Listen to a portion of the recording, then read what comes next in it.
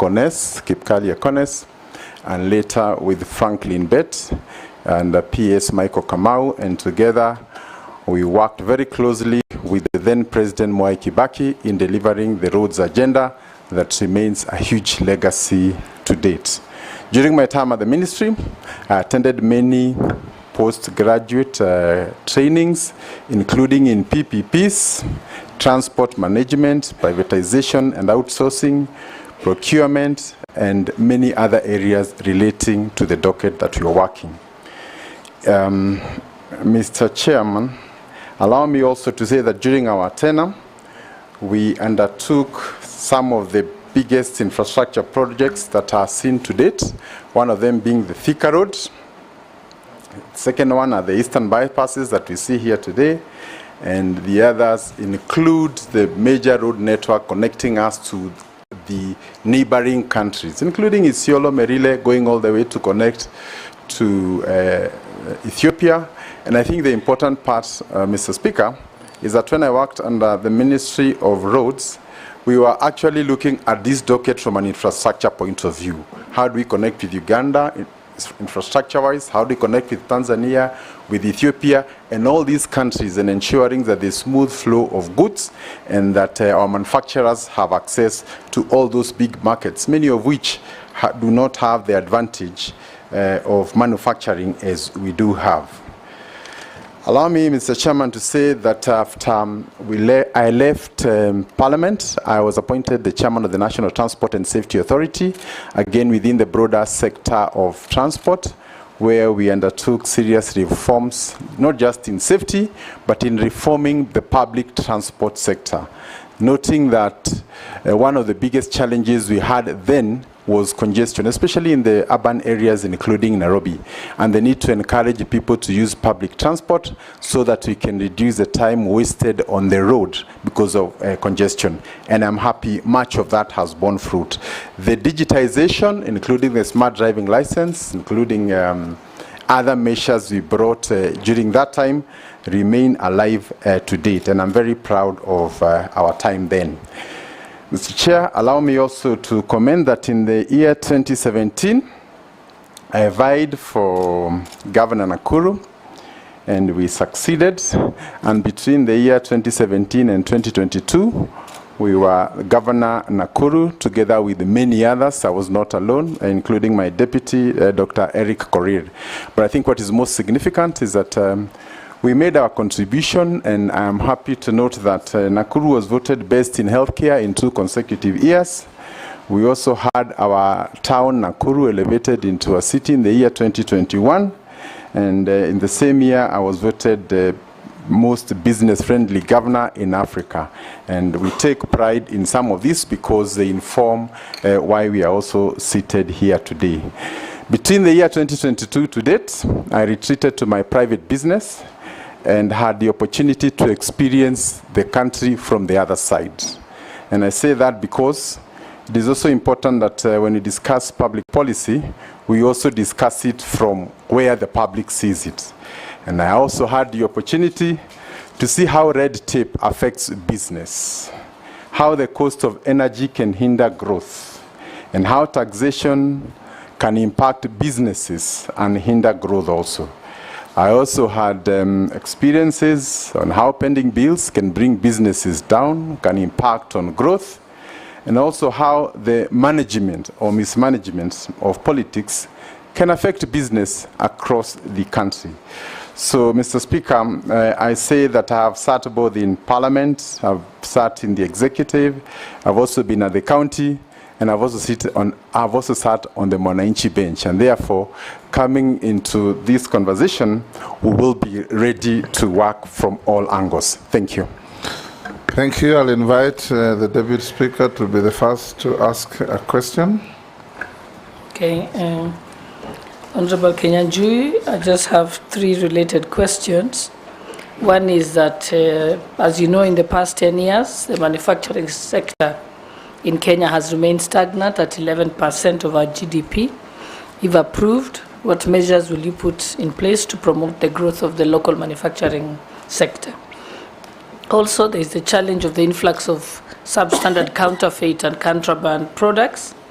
into the local market through various border points, and this has reduced also the market share of locally manufactured goods. Again, I'd like to know the strategies that you'd put in place to curb that. Also, scrap metal industry in Kenya meets a huge demand in both the local and international markets, and it contributes to about 0.6% of Kenya's exports. If approved, what policies will you implement to ensure that this trade grows, but also strike a balance with safeguarding against vandalism? Thank you. Go ahead. Thank you, Mr. Chairman. Allow me to start by looking at the question of manufacturing in the lens of the sessional paper number 10 by the then Minister for Commerce, Dr. Gikonyo Kiano, in 1963, and the plan to make Kenya an industrial hub, encourage Africanization, and more importantly, protect our markets from external flooding by the developed and industrialized nations. But, Mr. Chairman, I want to confirm that in spite of that great dream, not much of it has been achieved. It is true that the contribution of manufacturing to GDP is in the range of about 7%, which remains low even compared to some of our neighbors within the broader Africa region. And therefore, Mr. Speaker, Mr. Chairman, it will be important for us as we get into this critical office to look at the foundational causes of why manufacturing has remained low. And I want to start by saying the first one, I think, is our mindset. And I say this with the full knowledge that very few of our students will go to school in the hope of owning an industry one day. They can dream of anything else, but industry is not one of those things we have taught our people to imagine or think they would ever want to get into. So therefore, it will be important, first of all, to try and work on the psychology of our people to make them understand that where the money is not in the primary extraction, but in the value addition that we find in industry. Secondly, the issue and the cost of energy remains a big issue. We have the cost of energy being among the 4th most expensive in the whole of Africa.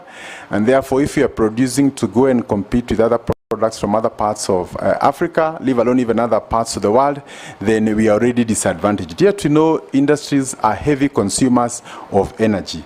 We need to work closely together with the Ministry of Energy to find ways of reducing the costs. But I think more importantly, Mr. Chair, is to look at the elephant in the room, which is basically energy agreements that were signed a long time ago that continue to put our energy at extremely irrational levels, thereby making manufacturing in Kenya very difficult.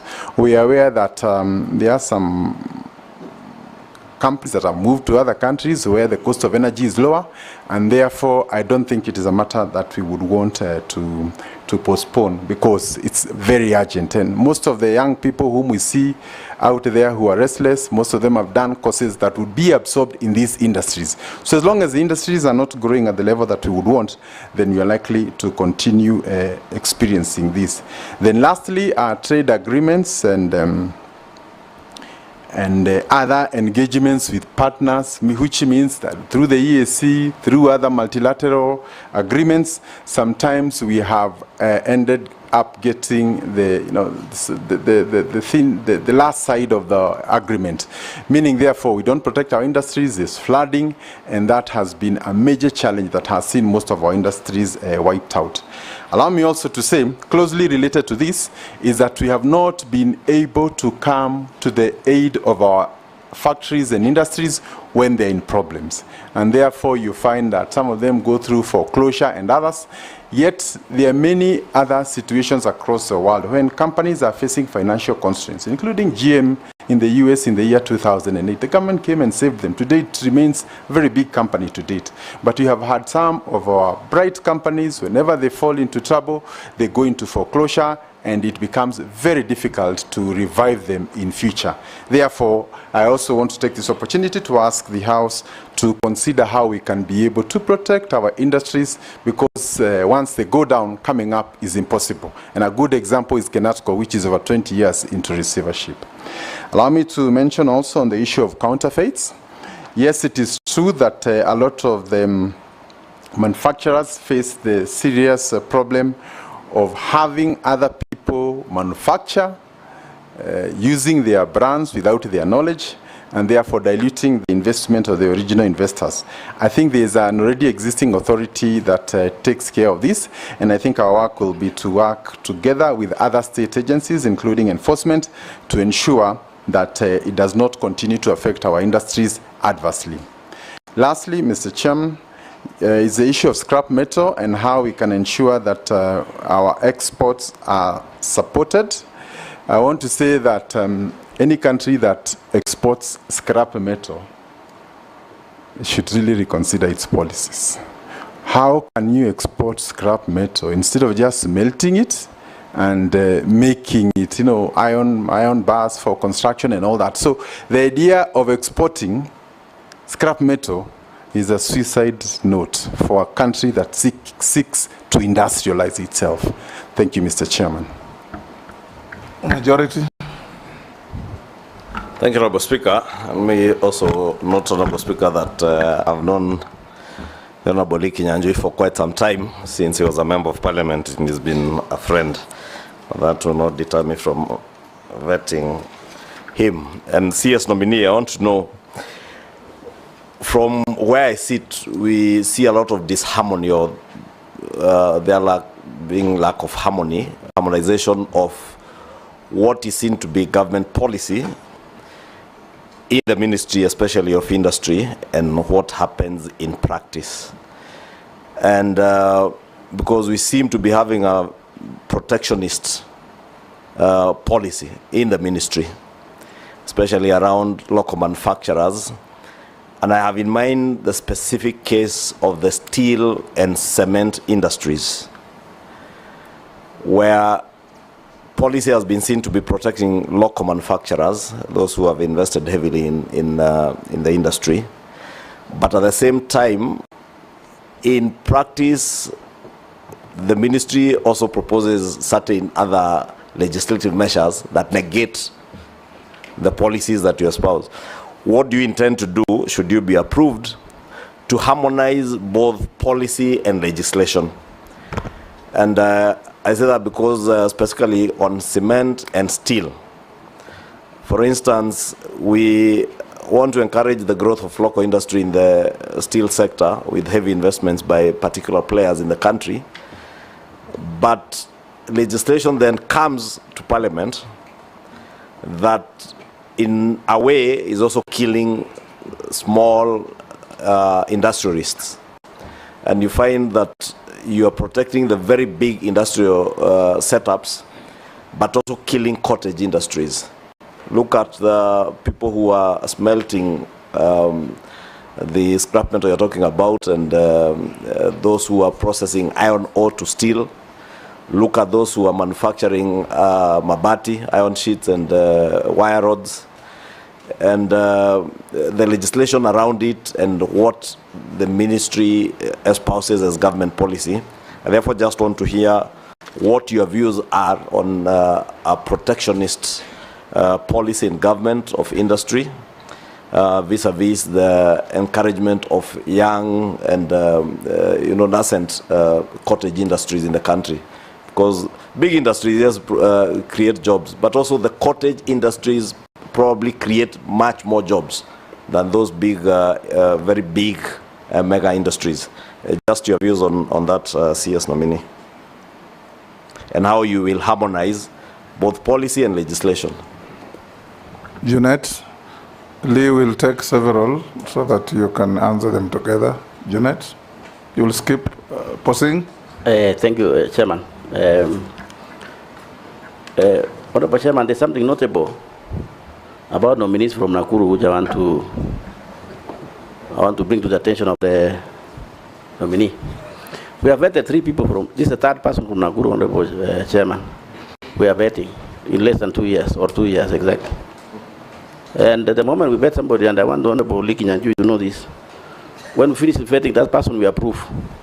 Then 1 month down the line, if you ask who is the Minister for ICT, nobody remembered her. I'm telling you. Nobody even remembered whether there was a Minister of ICT. Then the first man who went to land, there was a problem. So Honorable Kinyanjui, are you going to be part of the same? Was that a fate? But my question is, Honorable Kinyanjui, this idea of economic zones has been criticized by some critics and given a proposal, which I want to know what is your thinking about it. They are saying, rather than having those economic zones in counties, that you, as a minister now coming for industrialization, that you don't focus on that. What you do, you focus on economic niche of counties. Fund some budget for specific counties and develop that economic niche. And they give examples, like, for example, in Turkana, there's oil. So if there was money, you develop that economic niche for Turkana, we'll develop a country from that point, and it will actually contribute to our economy. West Pokot is mining. I can assure you that.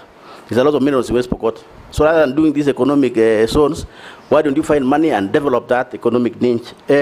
Tourism, Narok, and then also maize in, for example, Kitale.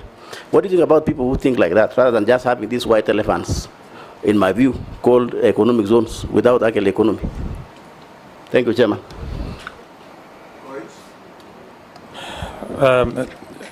Honorable Lee, as a student of literature, you've always expressed that literature on your online platform, and most of it actually fairly has been, in the last few months, has been very critical on this administration.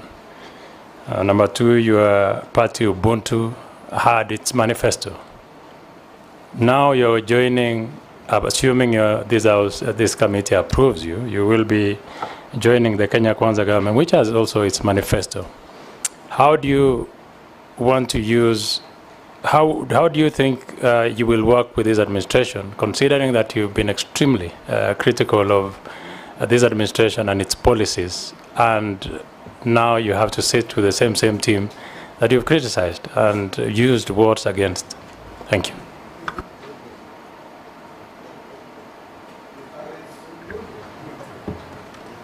Chairman, I don't have any question. Okay. I just want to assure Posing that the fears of Nakuru now will be sorted. I hope that the positive development... Lee, you can proceed to answer questions. Posing is not being vetted here. So thank you, Chair. Allow me to start with the Honorable Koech and to say that I have used my knowledge sometimes to be critical of the administration, but I also want to correct. There's a difference between being critical of policies and being critical of a government. If, for example, we say pending bills are affecting businesses, that is not an affront on a government. It is a plea from the business community to try and ease cash flows so that businesses don't fail. If we say taxation beyond a certain point can stifle growth, that is not criticism. It is actually positive criticism, so that if you take it, then everybody is a winner, from the government to the citizens and all that. And I think it's really important for us to also embrace that even when you're in office, including myself, it is not possible that I'm the only one with ideas. There'll be people from out there who will think I can do something better, and the right thing is to give them that avenue, and possibly, if they have better ideas than myself, also to listen to them. And I think personally I consider that as my role as a patriotic citizen. Whenever I see something that I think is not right, to raise it, and possibly hope that the policy makers, whether in parliament or in the executive, can also take it up. With respect to a political party, it is true I have formally resigned from Ubuntu, but my heart is also very connected to the Ubuntu philosophy, which simply talks about I am because you are. And therefore also in government, whatever policies we make must not just be about me, myself, and I. There is a bigger community beyond yourself. And I think really this is what we need to really get out there. When you see poverty out there, is not something we can ignore. And I think the opportunity to work in government also means my thoughts are I will share them to colleagues through Parliament, also to the President, and give the best advice that I consider necessary for the country. The Honorable Kosing, he has said that nominations from Nakuru, I am not aware. I still remember those two gentlemen. I'm not the appointing authority, and therefore would hate to discuss Point them of order. in their absence. Chairman, was it gentlemen? A And a gentleman and a lady. You don't know your citizens in your former jurisdiction. Gentleman and lady. Yes. And I think maybe also what is important is that even when a new person like myself comes, it's not a very good tradition to belittle anybody else who's been there before you. I think acknowledge whatever contribution they've made, whether big or small. Actually, it was just a preamble to a question. Don't belabor that. Answer the, well said. the relevant With respect question.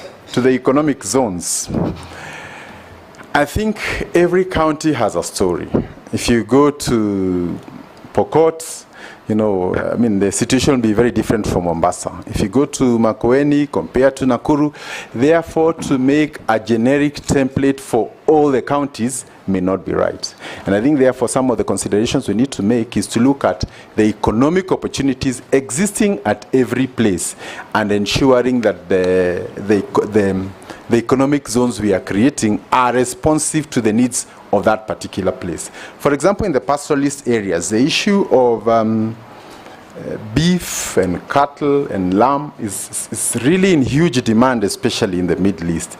So we don't need to go competing with other places that could do horticulture. So how can we empower areas like Isiolo and some of those places, Kajiado, Samburu, and the other places, so that they become our best practice examples when it comes to bee farming and these other things. So I think it is true that there's a need to rationalize, and I think more importantly also, is to, some of these counties are very close to each other. So sometimes to have sufficient raw materials to run all these economic zones may be a challenge in future. Therefore, they need to rationalize and also ensure that we prepare the public. The issue of it turning out to be white elephant is not particularly new in Kenya, where government invests millions and millions of shillings, and I've seen it even when I was in infrastructure. We are told at a certain point there are very many accidents.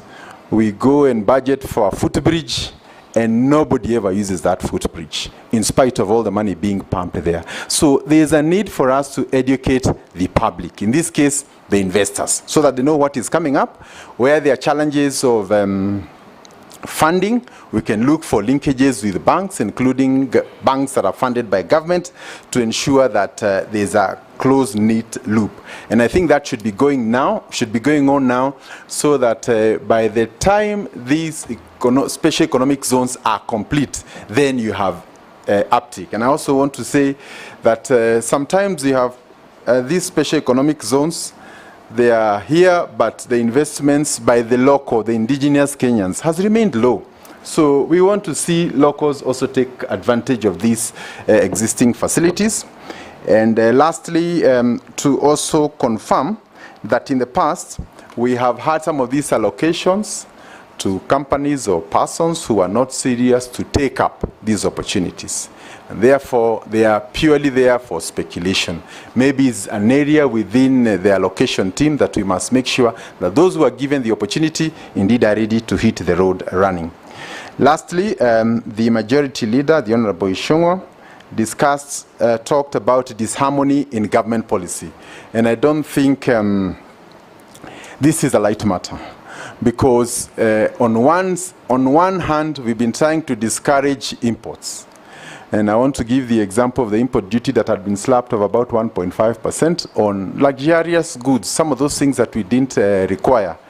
But it was removed. So on one side, we say we are protecting, but when you go to our supermarkets, 80% of the things come from outside, including toothpicks. So that is not consistent with a nation that says they want to industrialize. So I think there's a need both for government, the legislation, and also the national intelligence, because part of this legislation we pass has very serious impact on the nation's economic outlook. we are talking of a balance of payment deficit that is growing by the year. So for us to be able to overcome this, it will be extremely important that we harmonize our approach and ensure that everybody understands the implication of every single policy that we put and what it means to the larger national interest. Thank you. Sorry, Mr. Chairman. Sorry. I forgot to mention on cement, which I think is also a big issue. The President has pronounced himself on the issue of affordable housing, and it is obvious that affordable housing cannot be restricted only to the government projects. It also means that if I want to build myself a house, it is within the affordable agenda platform. But the cost of cement and steel has gone up by approximately around 30% in the last 2 years. And I think that can be attributed to some of the monopolistic regulations that were brought during the same period. And therefore, once vetted and finally approved, our first duty will be to try and get up a team to interrogate the impact of some of these policies and whether they are for the benefit of the country or they are reversal to the gains that we already had. The issue of cartels within the industry is also very important, and again there has been mention of quality, and therefore KEBS and other regulatory agencies will be empowered to ensure that indeed we live up to our duty. Thank you. Honourable Speaker, if you allow me, just one follow-up question in relation to that, the same question I'd asked. Because CS nominee, what I would really want to hear, 20 years ago, the Kenyan state was the leader in manufacturing in the region. As of 2023, statistics are showing us that Uganda has now overtaken Kenya. The contribution to our GDP of manufacturing in Uganda is, as of 2023, was at 15.65%, while Kenyans has stagnated at about 7.6% as of 2023.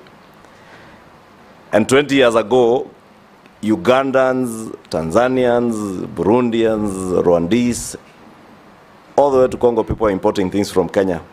What is it that you intend to do as a Minister for Trade and Industry to get us back to where we were at least 20 years ago, if not anything else? Because, and I agree with you, it is these protectionist policies that in a way are negating those gains. If you go to Uganda, it's not very big mega industries that are growing that contribution of manufacturing to GDP. It's small industries. But those are the small industries we are killing in Kenya.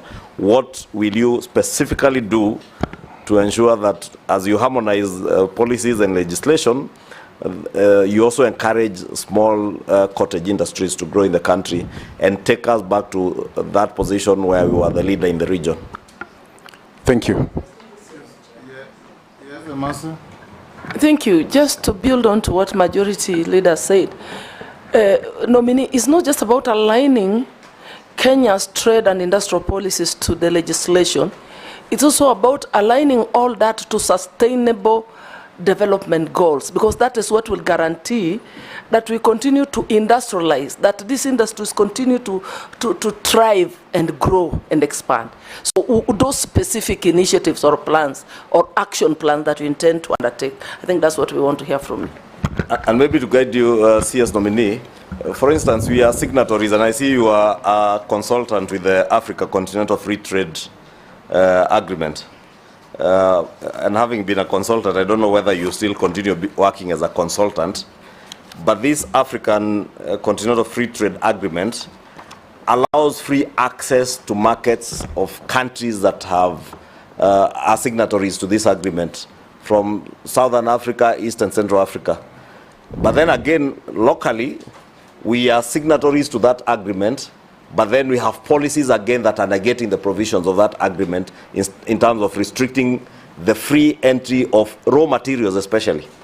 And I have a case in mind of those two industries that I mentioned, clinker in cement and billets, steel billets.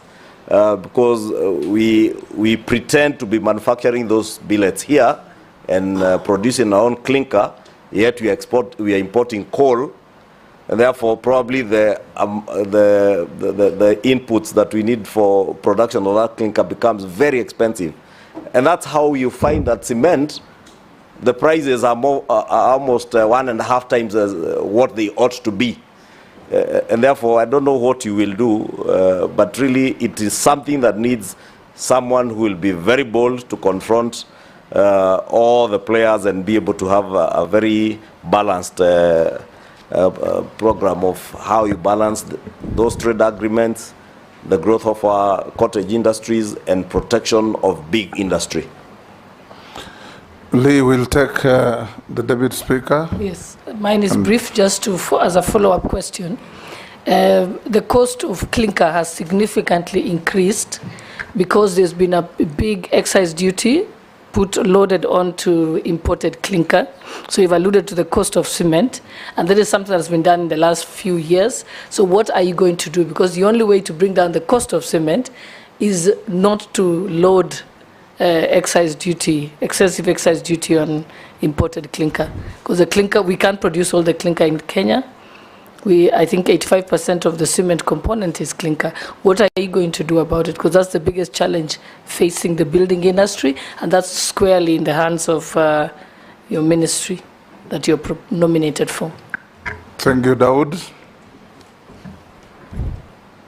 Thank you, Mr. Speaker. Mr. Speaker, to the nominee, he's been a former governor of Nakuru, and myself, I'm the patron for street families in Meru for the last 20 years. Can the nominee confirm, during his tenure as the governor for Nakuru, he picked up all the street families, street boys and girls, put them in a truck and went and threw them in a forest? That's an allegation which he would need to confirm. Secondly, I would want to ask the nominee, because he's going to, the manufacturing sector has remained stagnant for many years. It contributes 11% of the GDP. What measures would you take to promote the local manufacturing industry, because they are the backbone of this of country, in the sense that they can contribute more than what they have. The last one is domestic investors in the recent past have not been given prominence as opposed to foreign investors, because foreign investors come, they get many incentives, tax incentives and other incentives, which are not available to our domestic investors. If you do get approved, how are you going to assist our domestic investors gain a foothold, because they do not have a foothold in this trade in the country? Thank you, Chair. Can you answer those? Thank you, Chair. I wish to start with the Honorable Address Majority me as Leader. Chairman, not Chair. Thank you. With respect I'm sitting on a chair, but I'm the chairman. It's been long. I stand corrected. Go ahead. I wanted to respond the issue of the contribution of industry to GDP has declined.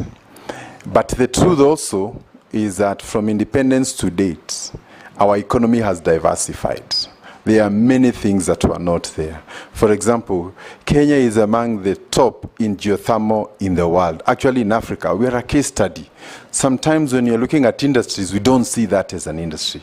If you look at the flower export business, that's a whole industry unto itself. We are probably the fourth and the best in the whole of Africa. So sometimes when you're defining industry, we are defining it from the way we knew it then. But industry is very dynamic.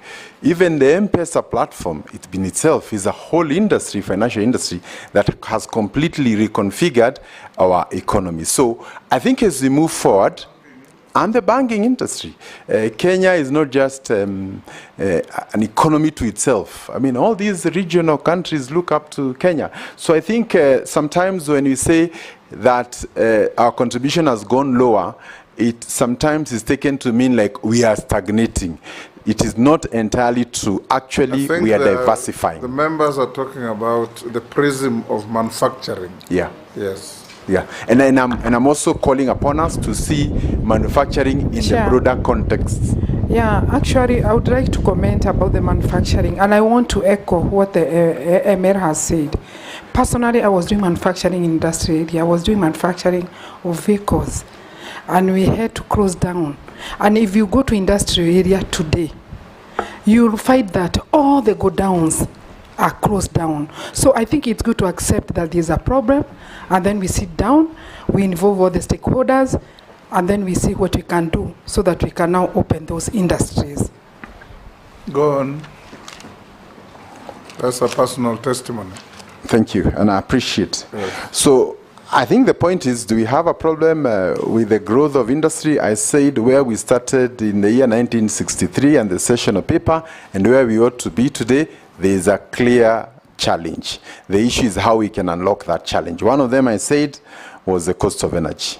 The other issue is also getting into agreements that allow flooding of goods into the country, thereby disadvantaging our local people. The issue of taxation sometimes, without looking at the broader impact of that on the industry, becomes another bigger problem. I also wish to cite the issue of financing. If anybody wants to start an industry today and you go to a normal commercial bank, the period they give you is normally not more than 10 years. At an interest rate of 18%, you cannot survive. Again, we do not have banks that are aligned to industry, ones that appreciate the whole value chain of industry that can help our local manufacturers to work together. And therefore, I invite the members as we try and reconfigure how we can move from here forward, and encouraging local investors, those who are there, to see how they can grow, and I think also more importantly, encouraging the younger ones. The majority leader also talked about the cottage industries. I think sometimes we overfocus on the big bulk industries. But the truth is, if you go to every village, the potential to have small industries that can employ 10, 20 people, get the raw materials from the village, becomes a big issue, partly because of employment in the rural areas. And you do not want a situation where everybody has to leave their rural areas to come to town to find labor. So we'll also try and look at how we can be able to encourage cottage industries all the way down into the rural spaces. Then on the issue of sustainable industrial growth, I think it's also very important that we don't just seek to have industries that will come, create jobs for 1, 2, 3 years, and then from there, they are gone. And I think looking at Kenya's position with respect to sustainability, especially on energy, we have a big step that we've already made. But I think there are critical decisions that need to be made with respect to energy that would help us to overcome. The Deputy Speaker has mentioned the issue of clinker and companies that have now to import clinker at a higher level, which means some of them are actually on the verge of closing. I think sometimes when some of this legislation comes, it would be wise to give the industry time, in which case you say within the next 3 years, everybody should invest in clinker mining. So that if you're a local company and you know between now and then the duty will import duty will continuously go up by 5% or 10%, then it means you have to look for alternatives, and government can give them time. But some of these drastic decisions will send our local companies to the gallows. And if you look at the exports to our neighboring countries, without mentioning, cement is one of the big commodities that we are exporting, including steel. So when you come and also extinguish our companies here, we are also shooting ourselves within the regional export market. The Honorable Dawood has mentioned street children were rounded, don't know, taken somewhere. I think it is good to say that even if they are street children... It was alleged. Alleged. You remember, Lee? Yes, it was. That in an attempt to make Nakuru attractive and make it a city, you picked street children, some street families, put them on the trucks, and went and dumped them in Embobut forest. That was Speaker. I'm saying, let me finish. Because you remember this matter came up in the Senate? Yes. And Embobut forest was said to be infested with hyenas, and other dangerous wild animals, and some of those children were never found. Mr. Speaker, it is extremely wrong. I have used the word very advisedly, alleged. I also have many allegations about everybody else. So if it's about allegations, I think we can also come up with allegations. But I advise you not to lose your cool. Just answer questions. It's about my integrity. The way they are asked. We also have allegations, if it's about allegations. Just answer questions the way they're asked. That's what Dawood asked. And I was making it clear to you because you remember this matter was in the House of Senate for quite some time. So go ahead and answer. If it is not true, even no is an answer. Even me, I said alleged. I didn't say he has done it. If you lose your cool, you will be unable to answer the next questions. I have faced worse situations, but I just wanted to say I have my conscience, right? I can never do that. And the unfortunate thing, including at the Senate is politicians who are there. And the people who are sponsoring it today, you know, I think let's also be fair. You can't call a governor to come and answer to allegations put by their opponent who have intentions to go to an elective position, and then use that allegation later against him. If there are people, this country has the best intelligence in the region. We have never said even one name. You know, so I think let us also respect the institutions we work for. And I would say for Kenya and for posterity, the opportunity to serve in these institutions should not be personalized for gain.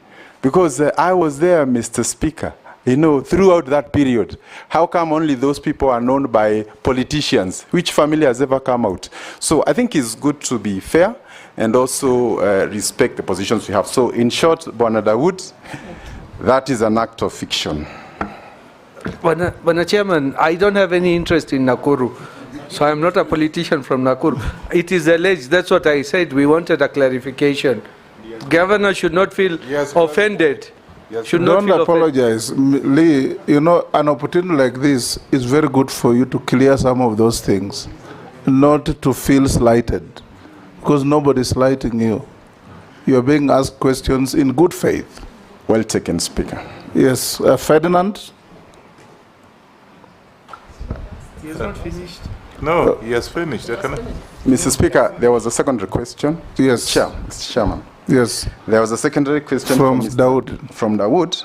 With respect to local investors feeling slighted, and sometimes when you talk about investment, we are largely perceived to be talking about foreign investors. And I think I want to identify with that. There was a situation where some local investors were looking for an appointment with an office, a big office in government, in the county governments, and they kept on looking for that appointment for 6 months, until one day they changed and said they are from another country. They got the appointment the following day. So I think we must agree, the first investors must be you and I, the people who live here in Kenya. And even if the foreigners are to come here, they will make a call to those who are already here. So good referrals mean everything. So Mr. Speaker, Mr. Chairman, I want to agree with Dawood that a lot must be done to encourage local investment. And maybe while still on the issue of local investment, allow me to say that there's a marked difference between the attitude of Kenyans about Kenya and the attitude of foreigners about Kenya. And I think this speaks a lot to what he's saying. If you look at the investments that have happened in the country in the last 3-4 years, from GTC here in Nairobi to other major foreign direct investments coming here, it is huge, and it is a testament of the confidence in largely the country and the region, for that matter. But sometimes Kenyans are also caught up in a web of negativity. So foreigners will see what we can't see. So we need to come up together.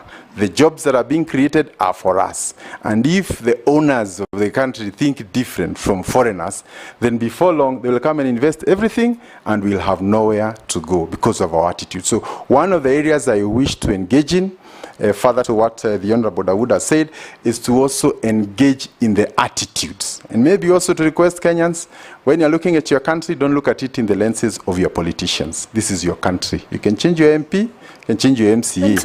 Point of order, Honorable Chairman. Honorable Chairman, this word of politicians has been repeated severally. And for us, we are leaders and we are also politicians. So does it mean that if somebody is a politician, cannot give any views or ask questions, and whether he does it, it is wrong or it is witch-hunting? We need some elaboration on that. Honorable, proceed on the basis that a politician is not necessarily an irrational person. Irrational people are found everywhere, even out, and you are a politician too. Yeah. We were with you in the House. You became governor. Take it in that stride. That avoid unhelpful mentioning of politician. Just answer questions.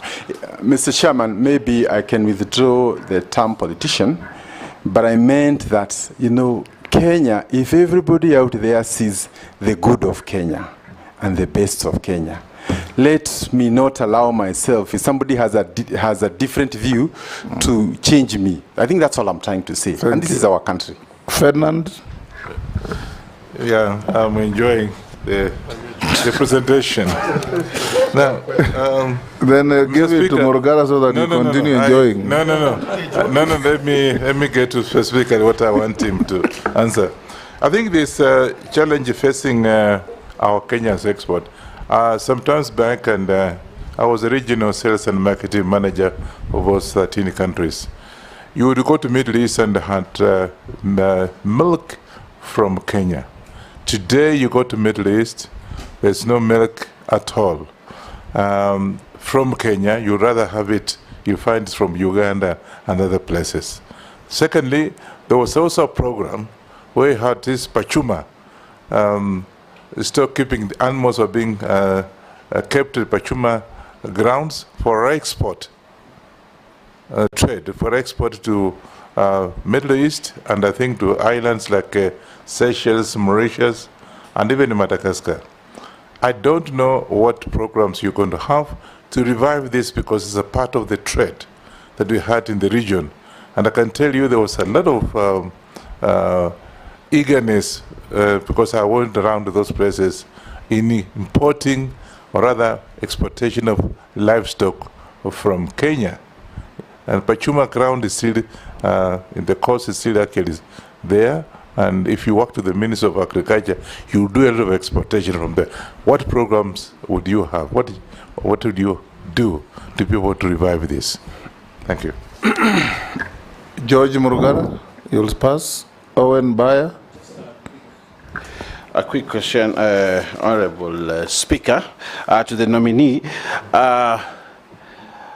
There is information that many factories or manufacturers are leaving the country. Okay, a lot of information now is that. Why do you think they are leaving the country? And what would be your plan to retain them in the country so that we can increase opportunities for young people, create more jobs, and also increase our GDP? The second one, KEBS, Kenya Bureau of Standards, is squarely in trade. There's also another organization called Anti-Counterfeit Authority, also there. Why do we have issues of products that come into the country, still counterfeit, still fakes, and still substandard goods that are denting Kenya's image? Thank you. Yes, Robert. Yeah, thank you, Mr. Speaker. I agree with some of my colleagues, or a number of my colleagues, that many companies have closed down and moved their manufacturing out of the country. And I'm happy because I've heard you, enumerate some of the reasons why. One of them, which I want to add, is obviously the harsh business environment caused by the harsh taxation regime, and sometimes even the unpredictability of our tax policy. Maybe those are some of the things you'd like to look at. But I want to go to that issue we've just been talking about of a politician. You are a politician, so are we, all of us here. And politicians many times focus on the next election. I'm aware you are governor of Nakuru, and you didn't complete the 2 terms. So there is a possibility you might be interested in that seat again. Now, can you give Kenyans an assurance that as CS, you will not spend your time in Nakuru County campaigning for 2027 at the expense of serving Kenyans? Mule. Thank you, Mr. Speaker. To the nominee, Honorable Lee, Kenya recently ratified the EU-Kenya Economic Partnership Agreement, which seeks to create and enhance market access to Kenyans' exports to European Union. I want to hear from you, what will you leverage on this agreement so that we can protect the local markets and also increase our exports to increase our revenues from the European Union. Secondly, Mr. Speaker, Kenya is also in bilateral agreements with major partners like US, whereby the United States, through AGOA, is coming to collapse, actually to be precise, September this year. And you know, the relationship between Kenya trade and the US is quite massive.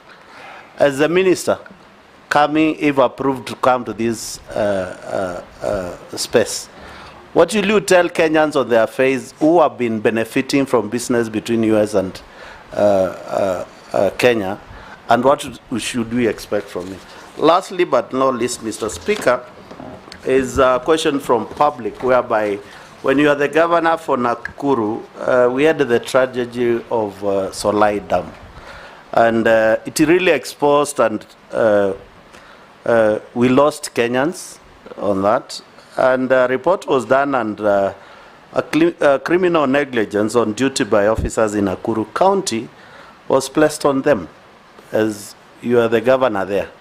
What measures did you do? What response can you tell Kenyans?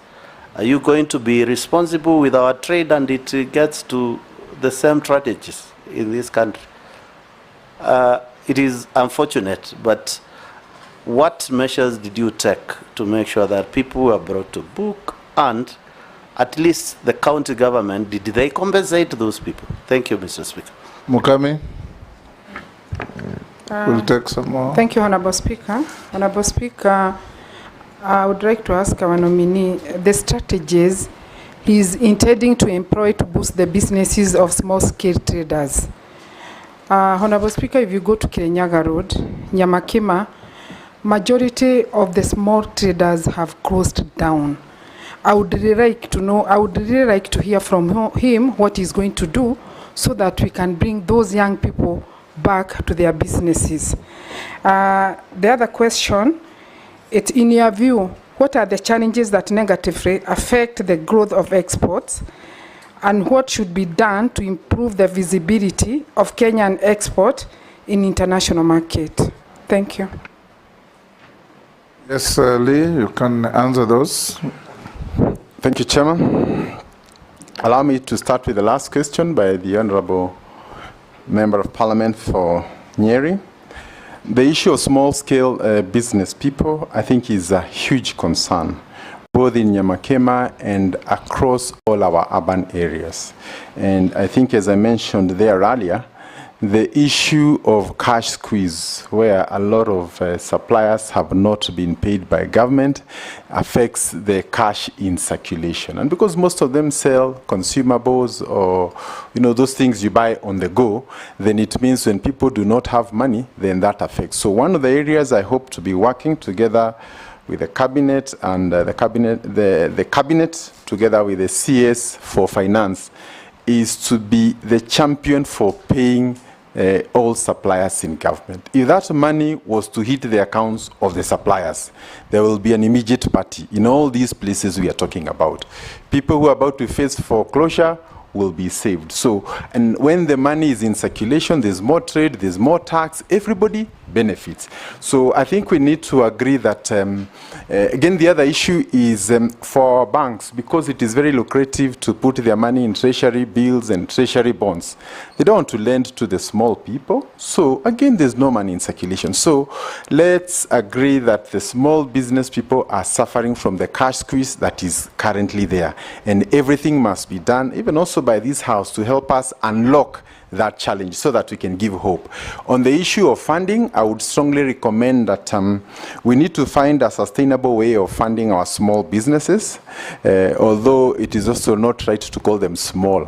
People tend to live up to the titles they are given. So I think we need to find a better way of calling them, because it's like confining them to the smallness in which they are. But in short, government must come up with a way, or even if it means the commercial banks must set aside a certain percentage of their money for a certain category of industries and so on, that can help us avail cash flow to the businesses. And the honorable member has also asked about growth of export and the hindrance. I think our first biggest export is tea, and I think we've been doing fairly well in spite of the current challenges, but more importantly also in the area of horticulture and flowers. And I think na mtazamaji, hapo ni katika bunge la kitaifa au majengo ya county hall ukipenda, na anayepigwa, waziri mteule anayepigwa Msasa hivi sasa ni Kinyanjui ambaye alikuwa gavana wa Nakuru kuanzia mnamo mwaka 2017 hadi mwaka 2022 chini ya uongozi wa aliyekuwa Rais Uhuru Kenyatta. Na mtazamaji, baadhi ya wale waliopigwa Msasa hii leo ni akiwemo Mutahi Kagwe ambaye anataka kuelekezwa katika Wizara ya Kilimo, na William Kabogo ambaye anaelekezwa katika Wizara ya Mawasiliano.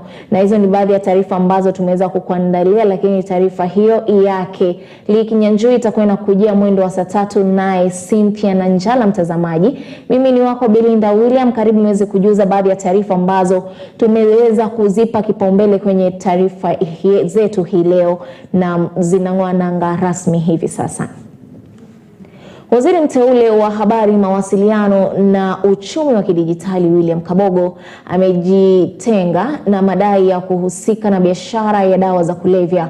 Akizungumza mbele ya kamati ya uteuzi ya bunge la kitaifa, Kabogo alisisitiza kuwa hajawahi kuhusika na dawa za aina yoyote katika maisha yake. Alieleza kuwa tuhuma zilizotolewa dhidi yake ni za zamani na zilichochewa na uchunguzi hafifu uliofanywa mnamo mwaka 2010. Kabogo aliongeza kuwa mashirika ya serikali na polisi waliweza kufanya uchunguzi wa kina na kudhibitisha kuwa yeye hakuwahi kuwa na uhusiano na biashara ya ulanguzi wa dawa za kulevya. Kabogo alieleza kuwa waandishi wa jalada hilo walikosa ushahidi na kumhusisha na biashara hiyo. Government or agencies, the police, did a thorough investigation and they gave a temporary report a month later, which was tabled and is part of the records of this house, and they found that I was not culpable. I had never been involved in drug trafficking, and I had never been a driver of the Honorable Mao, as that dossier had said. I actually said, Mr. Speaker, on the floor of this house, that there is no need of anyone trying to do extradition proceedings to get me to travel to the US to answer these charges. I offered myself. They gave me a one-way visa, and I'll take myself to any part of the world to answer charges of drugs. It's never happened. So the authors of that dossier probably didn't get exactly what they wanted, but what they got is messing with people's names. And that is the situation it is today. Mr. Speaker, it has continued to happen. People talking about, you will find some of us are named Pablo, all those names. But the truth be told is that I did take some people to court. If you remember, there was a program by Standard called something Mihadarati by Mheshimiwa from Nyali. And I did take them to court. It's taken long. about 8 or 9 years.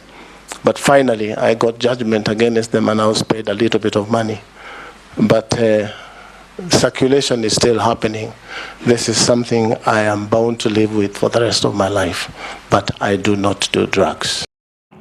Na William Kabogo ambaye ni waziri mteule wa habari na mawasiliano na ya uchumi wa kidijitali amesisitiza umuhimu wa kuwahusisha vijana katika majadiliano kuhusu matumizi bora ya mitandao.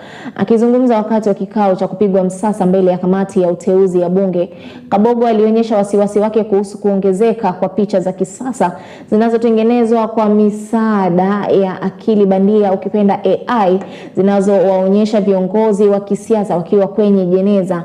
Kabogo alieleza kuwa hatua kama hizi zinaweza kuwa na madhara makubwa kwa familia za wahusika.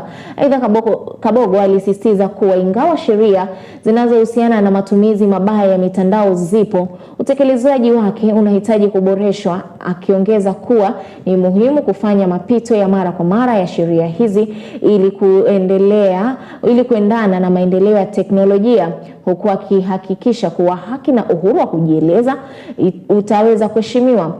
Kabogo aliweka wazi thamani yake kuwa shilingi bilioni 3.06.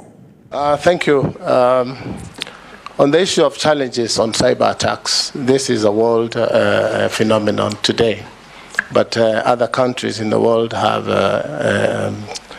engaged professionally so that some of these things can be curbed through legislation. And it's a continuous process because the attacks are getting more and more serious because of AI. Because both AI is good and is bad in terms of how we use AI. But the challenges are real, and the only thing is to be able to put resourceful people and money in terms of developing firewalls and things like that that will stop cyber attacks. And in real time. And this would be difficult given the status of our country in terms of use of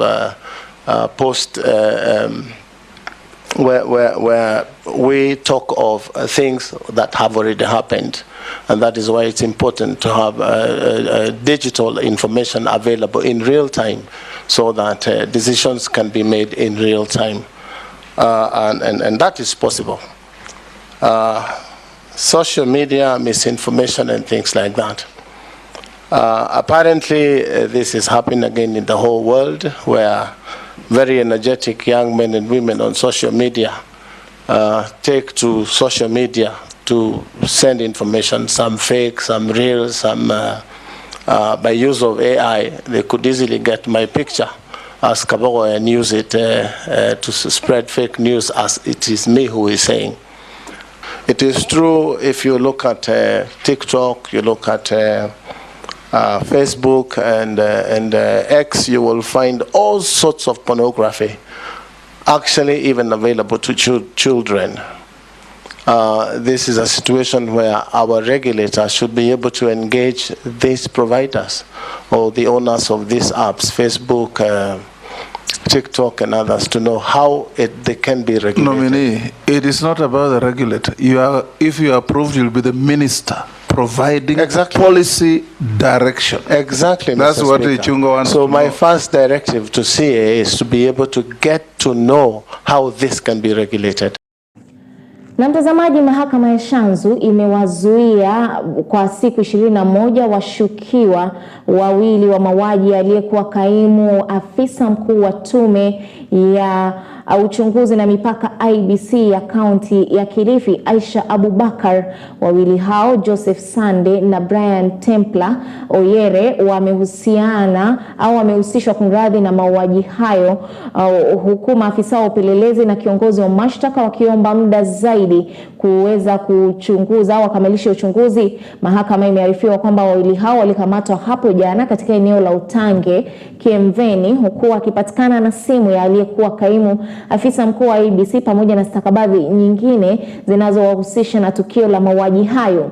Kiongozi wa mashtaka Kenya Ombele amesema muda huo wa siku 21 utawezesha kukamilisha uchunguzi sawa na kufanya vipimo vya DNA ili kulinganisha vipimo walivyochukua nyumbani kwa aliyekuwa afisa wa IEBC. Hata hivyo, watuhumiwa hao wameeleza kupitia hali ngumu wakiwa kizuizini, wakidai kupigwa na kufungwa kamba na kuitaka mahakama kwa ruhusu kupata matibabu na haki zao kuzingatiwa. Hakimu Lea Juma amekubali ombi la kiongozi wa mashtaka na kusema wawili hao huenda wakatoroka iwapo wataachiliwa na hata kuhitafiliana na uchunguzi, huku akishinikiza haki za watuhumiwa kuzingatiwa. Kesi hiyo itasikilizwa tena tarehe 6 ya kesho mwezi wa Februari. The nature of the investigations is for a serious offense, that is murder. I therefore find that there are compelling reasons raised by the prosecution and the investigating officer to deny the respondents bond at this point and also to detain them in custody for the investigations to be finalized. So on the issues raised by the respondents that they were subjected to torture, I note that there is an oversight authority that oversees the police, that is IPOA. So this court will direct that the matter be investigated by the said authority who are mandated by the law to act as an oversight over the police. So in the circumstances and in the interest of justice, I grant the following orders. The suspects to be detained at Bamburi Police Station for a period of 21 days from today to enable the investigating officer to finalize his investigations. Further, the suspects to be escorted to hospital for treatment or medical examination while they are in custody.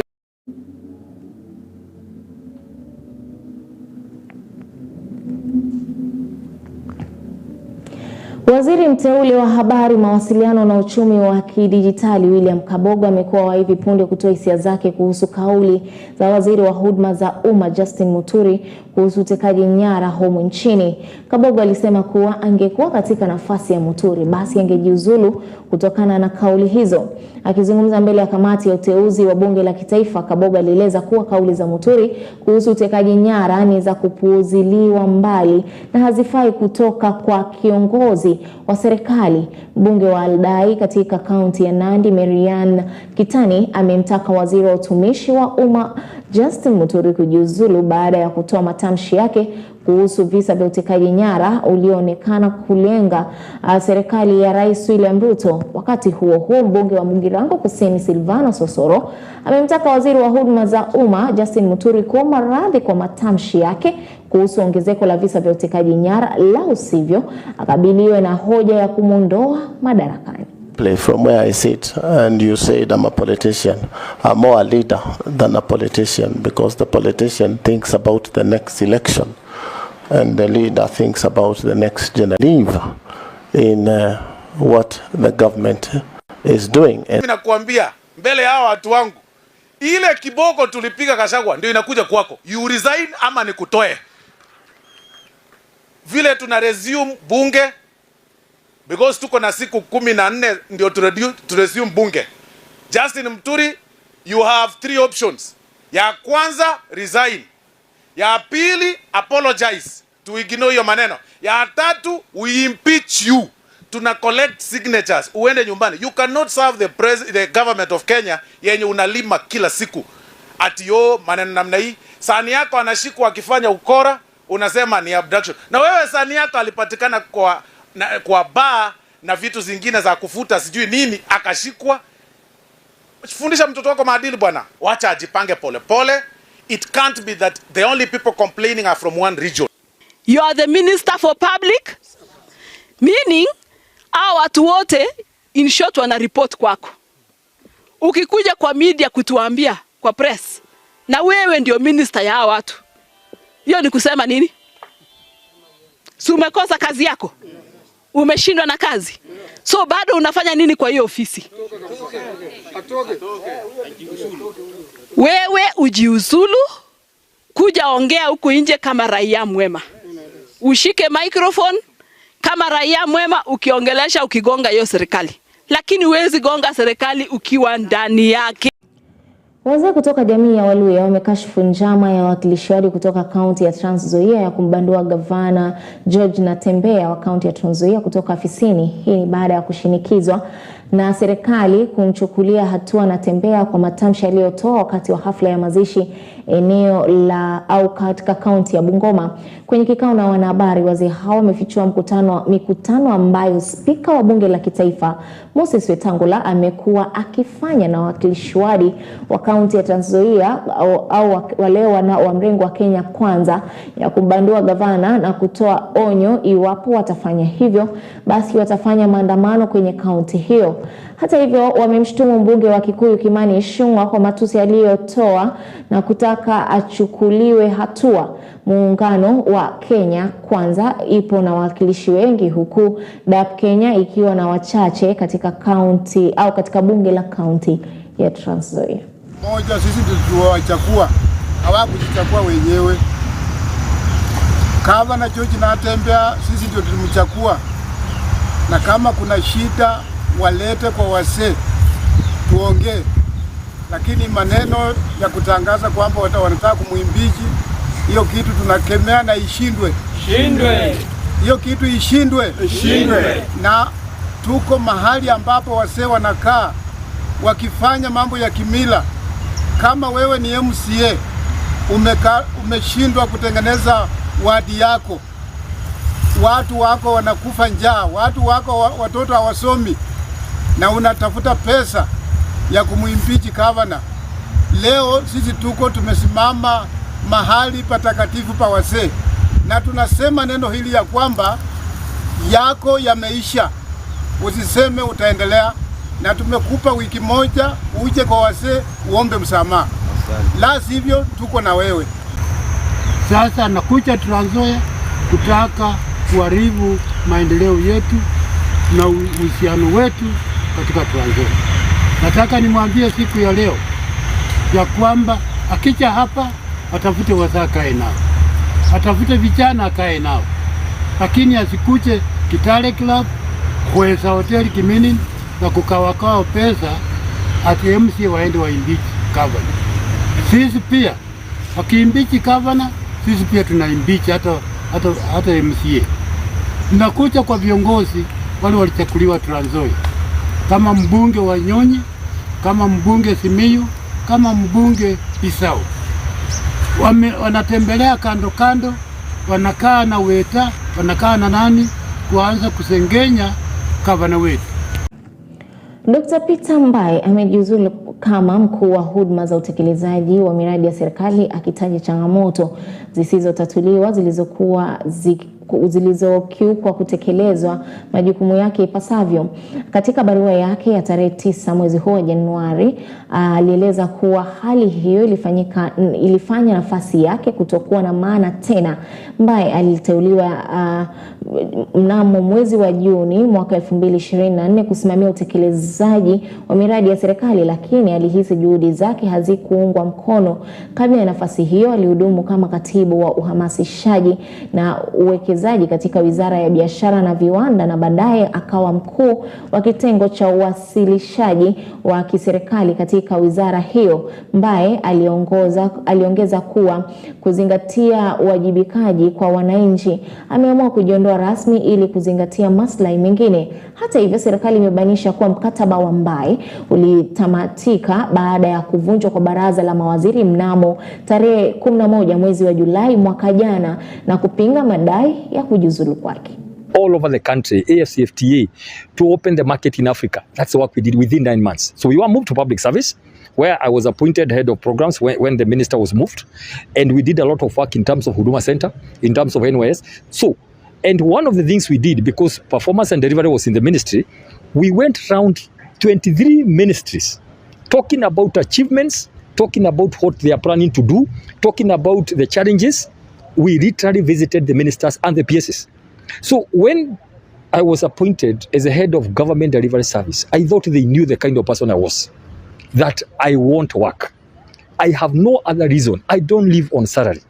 Me, I want to work because there are so many people who would want to be comfortable. But I knew this. I thought they knew. So we started to work. I got a team of 67. For your information, GDS has people across the country. We posted people in every county and in every ministry so that we can go check the work, because the work of the GDS is to track government projects and programs so that we can have value for money for the taxpayers. In each time a project is allocated money, we follow up, make sure if they are bottlenecks, we solve them. Now, one of the issues that came up, I was there, I've been appointed, and I went to my seniors and I told them this is how we want to structure delivery in the Republic of Kenya. Because we discovered there are so many offices, so many centers doing the same thing. And they said it's not possible. Because not unless we want to do this so that every office can feel they are doing something to please the head of state. I said, can we help the president in a better way? Can we corrupt all these small things, like 5 or 6, into one? I have the people, we're able to work so that we can deliver. Now, a lot of what I proposed was not done. There is a lot of structural issues, many issues about, you're supposed to work, what happens, the issue of the working issues and other issues. In short, there's been a lot of frustrations, and I don't want my name. I have a history, I have a record where I've come from for the last 10, 20 years, where I've worked before in my county of Nakuru, what I've done. I don't want to come and mess it here because I got a job. If the work cannot be done, I don't want to be associated. Because what will happen, one day somebody will ask me, why didn't you deliver? Then I'll say I had issues. They will ask me, why didn't you say then? Why now? Na turejea taarifa ya kusailiwa kwake waziri mteule wa kilimo Mutahi Kagwe, ambaye alikutana na changamoto katika mchakato uteuzi wake, akihusiana na kashfa kutokana na mkataba wa shilingi bilioni 7.8 wa KEMSA uliohusiana na ununuzi wa vifaa vya kinga binafsi wakati wa janga la COVID-19. Mkataba huu umekuwa kikwazo kwake, huku tuhuma za ufisadi zikimwandama. Akijitetea mbele ya kamati ya uteuzi ya bunge, Kagwe alisema alifanya juhudi kupunguza gharama za vifaa hivyo na kukabiliana na vikundi vya kifisadi ndani ya Wizara ya Afya. Alieleza kuwa alibadilisha wafanyakazi wa KEMSA na kuhamasisha uchunguzi wa kisheria kuhusu sakata hiyo. Hata hivyo, mkataba huo unaendelea kumkosesha usingizi na kubaki kuwa jambo kuu linalozungumziwa katika mchakato wa uteuzi wake. We took collective decisions. In the issue of vaccines, we took collective decisions for vaccines. And the whole issue of the expenditure on vaccines, Mr. Chairman, is actually exaggerated. Because 90% of the vaccines that we actually used in Kenya were donated. They were donations from the United States government, from the World Health Organization, from European governments. Yes, they were of a great value, and they were valued at a lot of money, but they were free. We got a lot of those things for free. We didn't actually buy a lot of those ones. The ones that we bought, the ones that we ordered from Johnson & Johnson in South Africa. In fact, the quantity that we were supposed to get, we never even utilized in full, because by the time we had developed immunity and stopped the delivery of. So there were several issues that one can speak about. And as for KEMSA, it is true. When I said that there are cartels out there, it was true. And what did we do? What did I do as minister? You remember, Mr. Chairman, that we carried out a complete re-engineering of KEMSA. Change of staff, restructuring the organization, at least in the time when I was there. So we did take action about it. And I'm the one who invited the investigating authorities to come and go through it so that we can see how we can change the entire structure to do a better job in a crisis like that. For me, Mr. Chairman, what I say is that I hope, because there will be another pandemic, it is not a question of whether it will be there. It's not a question of if it will come. Looking at the global situation today, it is very likely that we are going to get some zoonotic and other pathogens that will cause pandemics in the future. And it's a question of being prepared for it and hope to God that there will be somebody sitting in those offices where he or she will have to make some very difficult decisions notwithstanding the fact that eventually they could be verified for those decisions. But I hope to God they will have the guts to go on anyway and say. Na waziri mteule wa kilimo na maendeleo ya mifugo Mutahi Kagwe ameonekana kuwa na maoni tofauti na yale ya Rais William Ruto kuhusu zoezi la utoaji wa chanjo ya mifugo kote nchini. Wakati rais anasisitiza kuwa lazima wakulima wote wahakikishe mifugo wao wanapata chanjo hiyo, Kagwe amesisitiza kuwa hakuna mkulima atakayelazimishwa mifugo wake wapate chanjo hiyo. Isitoshe, waziri huyo wa zamani wa afya amesisitiza kwamba dawa zitakazotumika zitatengenezwa hapa nchini. Serikali inapania kutoa chanjo kwa ng'ombe wapatao milioni 22 na kondoo na mbuzi milioni 50. Wakati wa zoezi la kupigwa msasa na kamati ya uteuzi ya bunge la kitaifa, Kagwe alisisitiza kuwa endapo ataidhinishwa na kutoa mikoba ya waziri wa kilimo na maendeleo ya mifugo, ni wakulima watakaokubali mifugo wao kupewa chanjo. Waziri huyo alionya kuwa kulazimishwa kwa wakulima mifugo yao iweze kuchanjwa kutazua fujo wakati wa zoezi hilo. Kagwe hata hivyo alibainisha kuwa thamani yake ni shilingi milioni 842. Consultation with those in agriculture, we have also come to the same conclusion. I think the long and short of it is the following. Number one is that my understanding is that the whole vaccination process is to address two diseases. It is to address the PPR and foot and mouth disease. That's what the issue is about.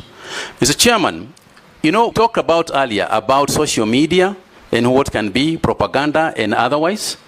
And I think the most important thing is to involve those involved in the industry, including the members of this house, is to involve those involved with the information that we have and say, this is a vaccine, it is being made by Kevavapi, who are our own people, it is for this and this purpose, we only vaccinate about 10% of our livestock, we want to vaccinate more than that.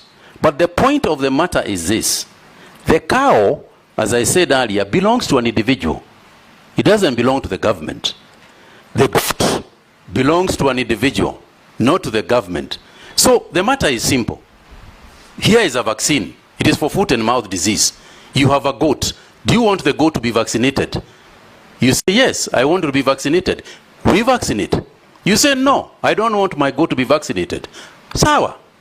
Do you have a cow? Do you want the cow to be vaccinated? This is the reason why it is to be vaccinated. You say yes, we vaccinate. You say no, we don't vaccinate. Allah? Thank you. Mr. Chairman, my net worth currently would be around 800, I want to get the exact figure, 842 million shillings. Made of? Made up of essentially my wealth is in assets, is in real estate, is in pieces of land here and there accumulated over many years. Na katika taarifa nyingine, naibu wa rais Profesa Kithure Kindiki amewataka wakosoaji wa serikali kufanya hivyo kwa njia ya heshima na wala si kwa matusi.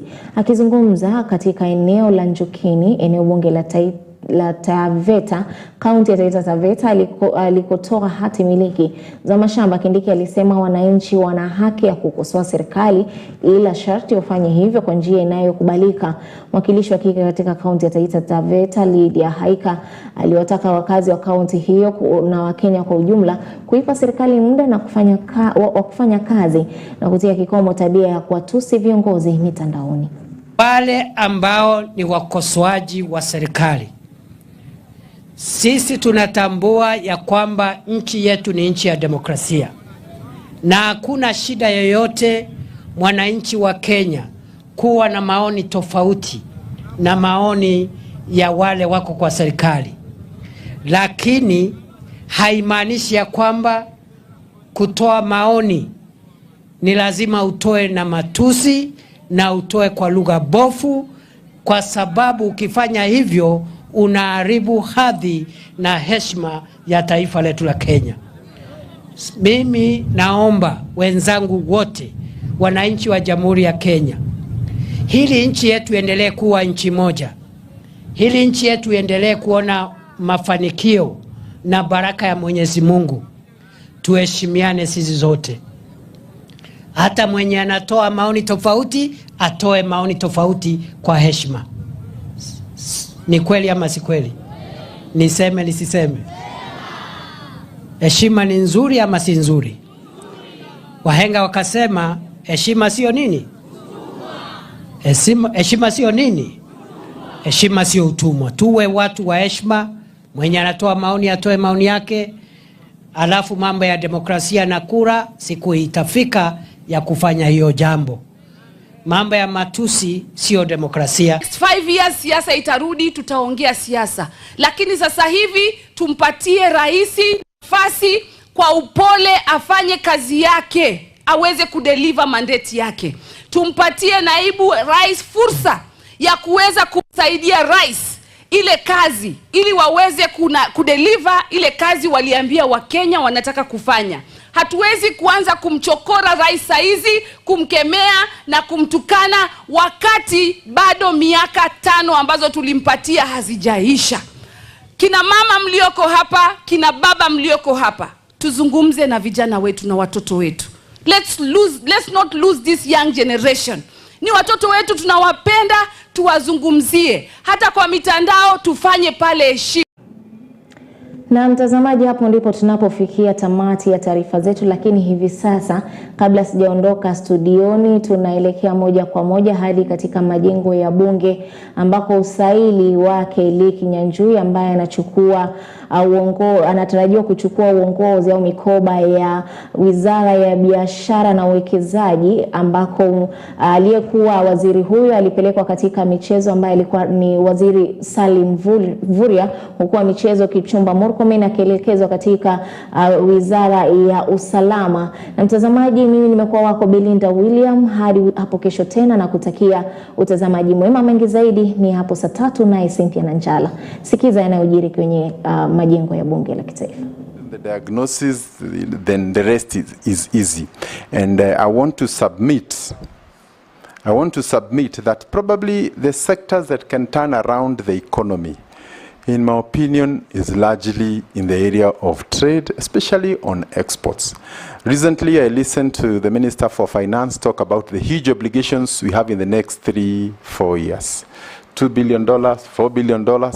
Where will that money come? If we engage in these exports and we get serious to the extent that our young people are engaged back at home, this is not something that should worry us. But if we continue as we are, then we'll have a major crisis in the days to come. So we really need to declare export a national priority in view of the obligations that are ahead of us. Then the Honorable Member also talked about how do we align everybody so that we speak the same conversation. I am new, as you can imagine, but my hope is to request for a meeting with members of parliament so that we understand the importance of industry and how it can impact on everybody. Secondly, is to meet the governors and also the MCA, not the MCAs, the CCs in charge of trade. Because finally, these are the people who will be taking up that. And then together, if we all align, then I'm sure we will be able to make a good outcome out of it. The Honorable Mishi, the issue of replicating leather industry and value addition, I think we are essentially a meat-eating nation. If you look at our nyama choma culture and you imagine how many hides we get out of it, yet our reputation in the shoe business, in the leather business, remains very shaky. So there is a missing link between that nyama choma culture and the shoe industry. So again, we want to work with the stakeholders in the industry. And as I said earlier, government must look for a way of identifying maybe 2 or 3 major players and facilitating them so that we become a serious shoemaker, not just for Kenya, but also for the region. We have our police, we have everybody, and government being the biggest spender. If we can commit that to giving our local companies, then that can change the dynamics. But Mr. Chairman, looking at all these things together with the others that we have said, oh, my apology, there was a question on sugarcane, Dongo Kundu. I want to say that of all the special economic zones that the government is working on, this is the closest to the port, and it has very huge opportunities.